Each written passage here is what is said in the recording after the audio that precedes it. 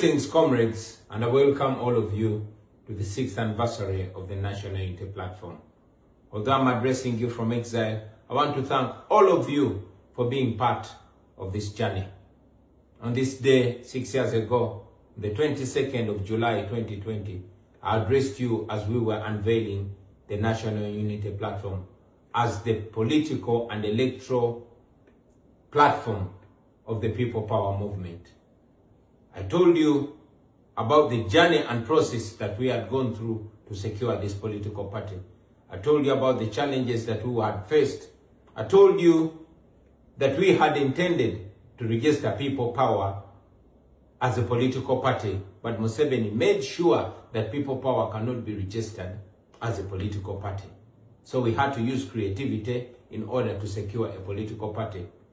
And indeed, we unveiled NUP just 3 months to the election of 2020. By the grace of God, we succeeded. I told you about our identity and I made it clear that we were not a political party, but we had a political party. I explained that we were larger than just a political party. We were a movement, a liberation movement. I explained our mission, that our mission was not to be just another opposition political party, but a movement that was intending to put an end to the Museveni dictatorship that had turned our country into a shameful spectacle across the globe. I told you about what Mandela taught us, that under dictatorship, it is the oppressor that determines the course of the struggle.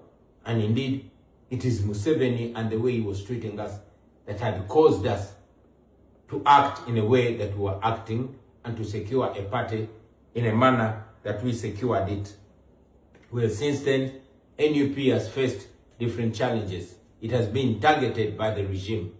As you remember, our former leader, Mzee Chibalama, was abducted, compromised, and forced to disown us.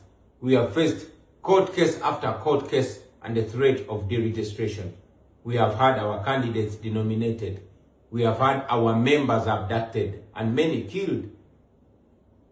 We have, been targeted not only by the regime, but even those that purport to be in the opposition. We have been denied funds that we are legally entitled to. We have had attacks and raids on our offices and headquarters, from our former headquarters in Kamocha to our main headquarters in Kavule, and all our offices across the country, including northern Uganda. But we are still standing and we are growing from strength to strength. We have established headquarters across the country, in eastern Uganda, in western Uganda, and even in the Buganda region. And we've gone ahead to establish offices across the country, although we do this amidst numerous challenges.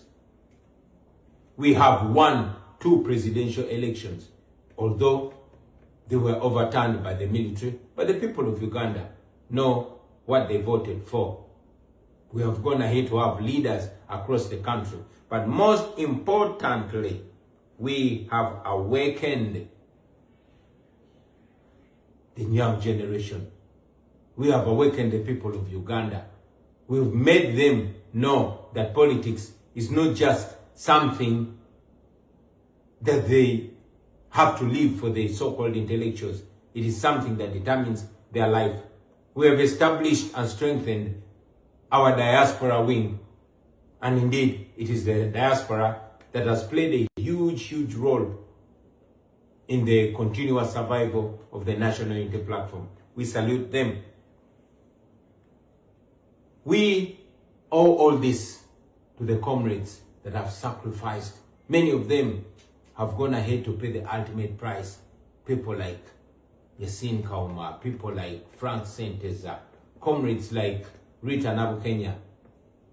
Many of our comrades have been abducted and they're missing to the present day. People like Kanata Muhammad, people like Kawenja Babazi, people like John Bosco Chibalama and Damlira, whose widows were also killed because they died in very suspicious ways. But we refuse to give up. Many of our comrades were arrested and detained after torture. 6 years later, they are still in prison. People like Machete Yassin, people like Kalibala Sheriff, people like Umar Kato. And yes, many of our comrades continue to be detained for no reason whatsoever. Comrades like Alex Waiso Amufumbiro, Eddie Mutwe, Bobby Young, Achille Uchivumbi, Bobby Giant, name it.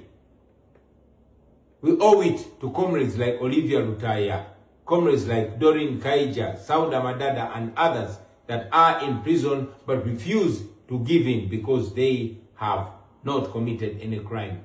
We salute them. As we speak right now, our Deputy President for the Uganda region, the Honorable Mwanga Chivumbi, is missing after being abducted in broad daylight, live on camera, assisted by the police. Goons wielding guns came, picked him up, and 12 days later, nobody knows where he is.